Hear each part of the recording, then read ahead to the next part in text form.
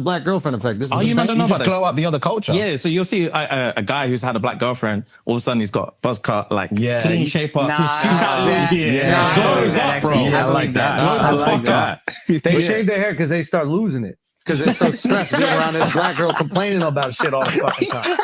That's why they gotta shave their hair. Nah, bro. White guys with black girlfriends, they grow set, a beard because there's more cushion when they get slapped the fuck out of. How do you know, Andrew?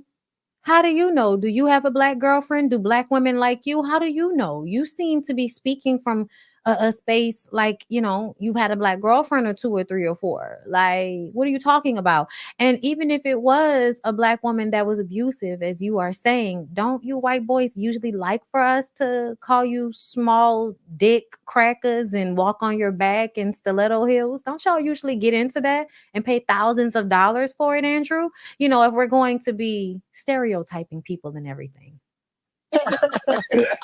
That's hilarious. I think the black girlfriend effect. It might be a protective instinct, bro. You think? Protective. Do you guys have you ever had black girlfriends? Yeah. Have you ever had white girls? Yeah. Oh wow. Okay. I think it's insane to ask 2 black men, have they ever dated black women? I think that's insane. If a black man tells you that he never dated any black women, it's because none of the black women around him wanted him, and which means he's probably really unattractive or he's lying. What's your favorite? Like, what is that? What's your favorite? We love them all. Yeah. Oh, really? We love them all. Yeah. That means white. It's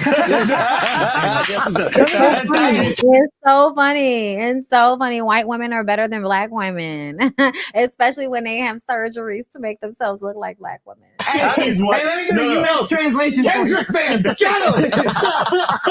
Look, dude is trying to put the hand on his shoulder like you're doing too much. Stop. We love them all. That's Royal English for So I'm gonna just tell y'all, I don't know who those 2 black men are. And I don't care, because that's what y'all do. There are so many of y'all with your fucking red pill podcast, go and talk to white men, you know, or whoever else about black women so you can complain about how terrible we are, as if we give a fuck. Leave us alone then. Okay. But either way, I don't even care about who those men are. Like, they were really obsolete to me because I low-key expect that from them. I was kind of more mad at Andrew because I feel like, who the fuck are you? Why the fuck do you think you can talk about us like that? And where is Charlemagne? Where is your representation? Like, where's the black person that you're attached to, you know, which is the only reason why we know you? I don't know if Andrew is famous in white people world.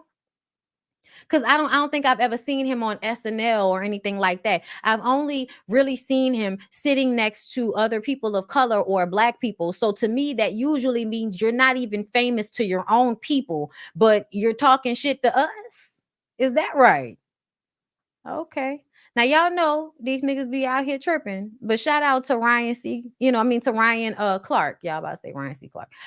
Shout out to Ryan Clark, because he often has something smart to say as it pertains to situations, and as thoughtful as he's looking right now. Okay.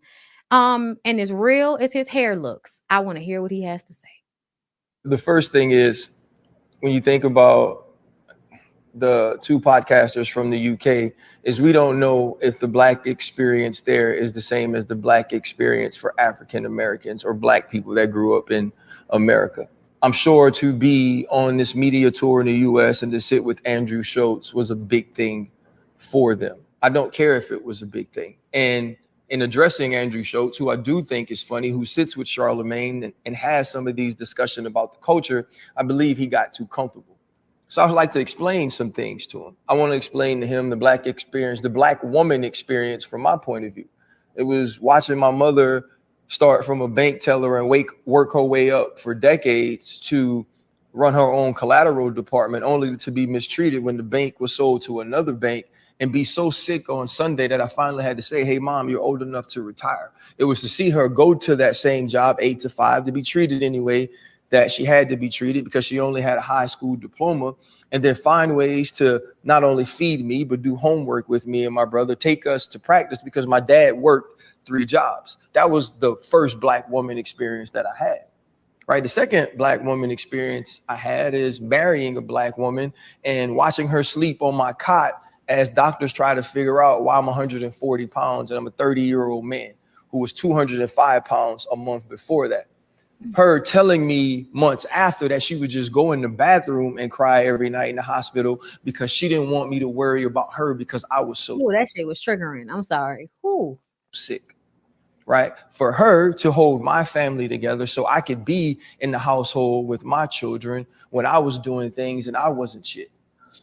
That's the black woman experience. The black woman experience is black women caring so much about the nuclear black family, black women taking care of young black men to teach them how to be leaders, to teach them how to be strong, to teach them how to care about their God, about their family, and it's about their community. Y'all, I know that Andrew is known by white people. I'm dissing him, y'all. I'm dissing him. Okay, it's a diss, y'all. And to raise their young black women to be independent enough to take care of themselves, but to understand how to support a family, how to support a man, while also understanding how to get it on your own. That's the black woman experience that I know.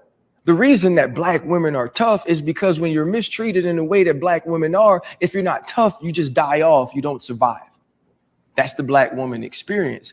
And the other piece of it is too, is something that I've learned, and I learned it from black women, is people feel so comfortable disrespecting them because we don't respect them publicly, right? White people for so long have used it. They put the camera on the most problematic nigga in the room, that light-skinned one that act like he don't like to take baths and stuff. Excuse, why can't I say the N-word when you say that to yourselves or call yourself that or use that in your music, which is bullshit. Right? Or white people have said, if you're using the B word, or they say, if you're using the B word, why can't I call them that? That's bullshit as well, right? That's excuses to be certain things and be disrespectful when you shouldn't be. So when you're sitting across from Andrew Schultz and he's talking about an experience that he can't understand because his wife is not black, you don't have the right to talk about that. Exactly. You don't have the right to speak on something that you don't know about. Right? And to make a joke about what the experience is one thing if you're talking about haircuts and you're talking about clothing and you're talking about beards, or you're comparing what our friend Travis Kelce looked like when he was with Kayla Nicole to what he looks like now that he's with Taylor Swift, right? That is part of it. You start to assimilate to the people around you. What you're not going to do, though, is be disrespectful and say you have to develop a defense mechanism because of alleged violence. Black women aren't violent. Black women don't just walk around to beat people or to be angry or to be treated a certain way. No, black women to me were the entire front line of the Alton Sterling protests when he died, when he was killed by cops in Louisiana. Child, listen to me. I understand what he's saying, but all this make me feel like is we the real men in this motherfucker. Girl. And not because we masculine, just because we obviously seem to take up the responsibility of shit in a way that you niggas can't seem to do. And I appreciate what Ryan is saying here. I do. But at the same time, it doesn't sound like being loved on to the point of wellness, which is what I think you meant to say when you talked about your wife.